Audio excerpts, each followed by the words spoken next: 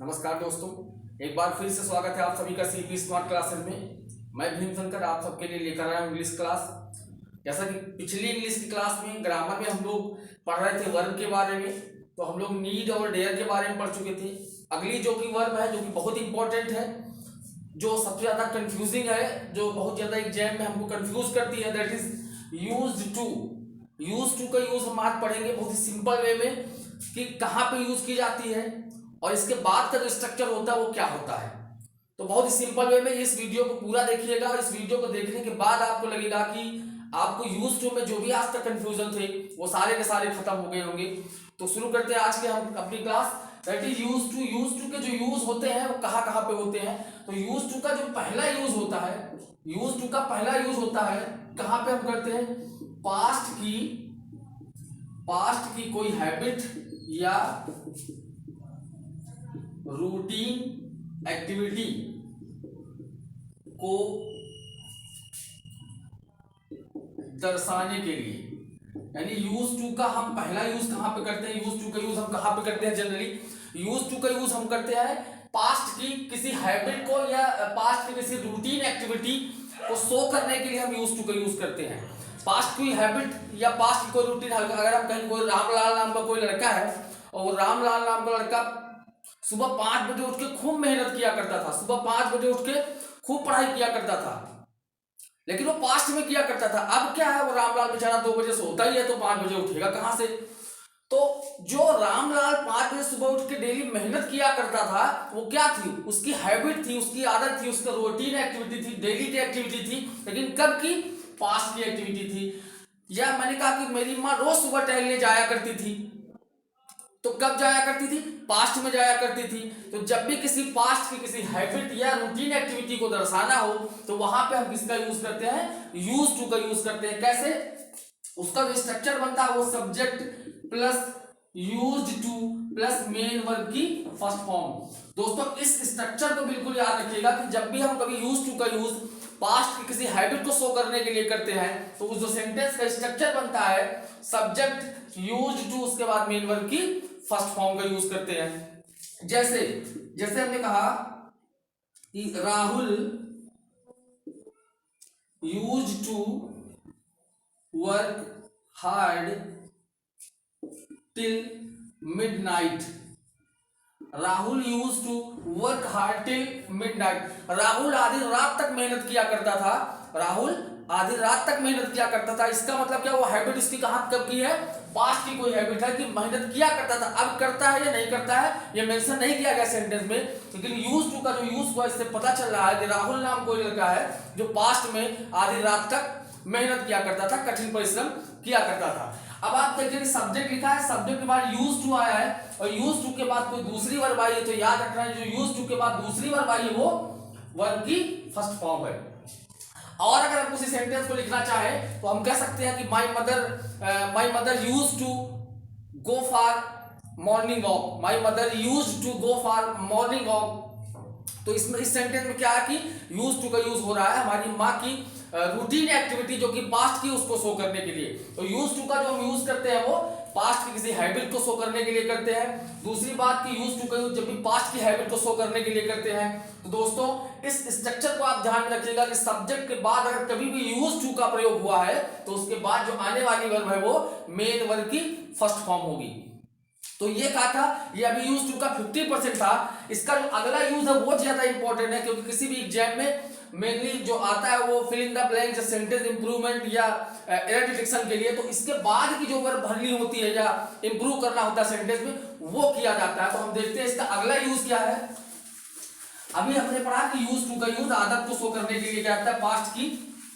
इसका दूसरा यूज होता है कि जब यूज टू के पहले, ध्यान देना दोस्तों इस लाइन को, जब यूज टू के पहले कोई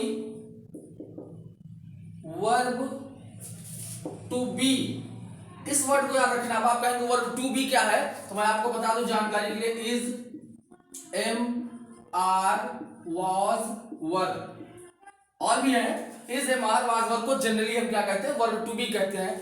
तो जब यूज टू के पहले कोई वर्ब टू बी, यानी कौन कौन सी वर्ब, इस हमारे वाज वर्ब आ जाए तो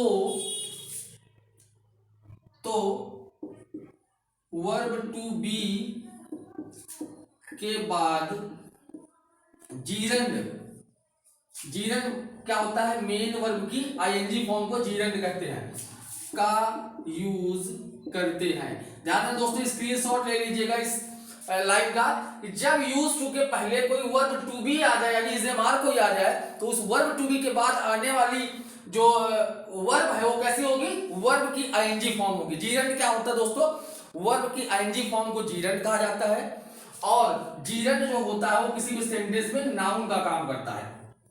जीरंड जो होता है किसी सेंटेंस में नाउन का काम करता है। तो हम ये कह सकते हैं कि या तो जीरंड आएगा वर्ब टू बी आने के बाद, या तो फिर क्या आएगा, या फिर आएगा कोई वर्ब की आईएनजी फॉर्म आएगी। तो सिंपल सी बात समझ लेते हैं कि जब यूज टू के पहले कोई वर्ब टू बी आ जाए तो यहाँ पे वर्ब टू बी सॉरी गलत लिख गया, तो यूज्ड टू के बाद जीरंड यानी वर्ब की आईएनजी फॉर्म को यूज करते हैं। जैसे अच्छा ऐसा क्यों करते हैं, क्योंकि जब किसी वर्ब टू बी के बाद यूज टू आता है उसके बाद कोई जीरंड आता है यानी वर्ब की आईएनजी फॉर्म आती है, तो जो ये वर्ब की आईएनजी फॉर्म होती है इसका अर्थ क्या हो जाता है, तो इस यूज टू का अर्थ क्या हो जाता है, इस यूज टू का अर्थ हो जाता है, अभी बता रहे हैं, स्क्रीनशॉट ले लीजिए। स्ट्रक्चर आप देखिए कि जब कभी भी यूज टू के पहले यानी हमारा जो स्ट्रक्चर बनेगा क्या बनेगा, subject plus verb to be, subject plus verb to be plus used to, उसके बाद वर्ब की आईएनजी फॉर्म। इस स्ट्रक्चर को भी आप नोट कर लीजिए। पहला स्ट्रक्चर हमने क्या बताया था, subject plus used to plus verb की फर्स्ट फॉर्म। दूसरा स्ट्रक्चर क्या बताया, subject plus verb to be plus used to plus verb की आईएनजी फॉर्म। वही जो आईएनजी फॉर्म है किसका काम करेगी, ये जीरंड का काम करेगी यानी कि नाउन का काम करेगी। तो दोस्तों जब भी कभी यूज टू के पहले इज़ेमार वाज वर्ब कोई आ जाता है तो इस यूज टू का मतलब हो जाता है आदी होना, किसी चीज का आदी होना या अभ्यस्त होना, अकस्टम्ड टू। तो ये स्ट्रक्चर याद रखना। जैसे कि सेंटेंस हमने कहा, he is used to dash smoke या स्मोकिंग, स्मोक या स्मोकिंग। दूसरा हमने कहा, now my friend is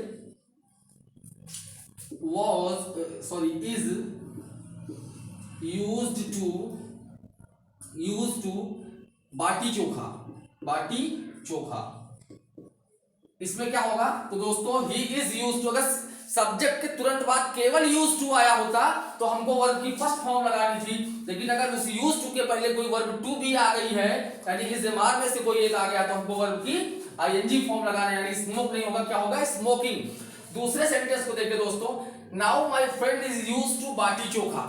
अब अभी हमने कहा कि जब verb to be plus used to आए तो उसके बाद की वर्ब आईएनजी फॉर्म में होनी चाहिए, लेकिन यहाँ पे क्या है, बाटी चोखा। बाटी चोखा क्या है, एक नाउन है। तो दोस्तों याद रखना जो वर्ब की आईएनजी फॉर्म आती है वो जीरंड होती है, और जीरंड किसका काम करती है, नाउन का। तो अभी हमने बताया कि जब भी क्या सीखा हम लोगों ने यूज टू के यूज में, हम लोगों ने ये सीखा कि दो स्ट्रक्चर बनते हैं। अगर अकेले यूज टू का यूज हुआ हो सब्जेक्ट के बाद तो आगे आने वाली वर्ब केवल फर्स्ट फॉर्म होगी। अगर यूज टू के पहले कोई इज़ेमार वाज वर्ब में से कोई एक आया हो तो उसके बाद आने वाली वर्ब आईएनजी फॉर्म में होगी, और वो आईएनजी फॉर्म जीरंड का काम करेगी।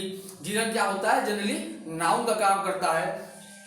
तो दोस्तों ये हमको मिला यूज टू का यूज। अगर आपको मेरा कंप्लीट कोर्स करना है तो आप इस नंबर पर संपर्क कर सकते हैं 8299226960 पे। हर सब्जेक्ट के कंप्लीट कोर्स ऑनलाइन हमारे ऐप पे चलाए जा रहे हैं। आप इस नंबर पे मैसेज करिए, आपसे टीम हमारी संपर्क करेगी। और आपको ये वीडियो कैसा लगा पूरा देखिएगा, जैसा भी लगा आप कमेंट सेक्शन में जाके बताइएगा। धन्यवाद।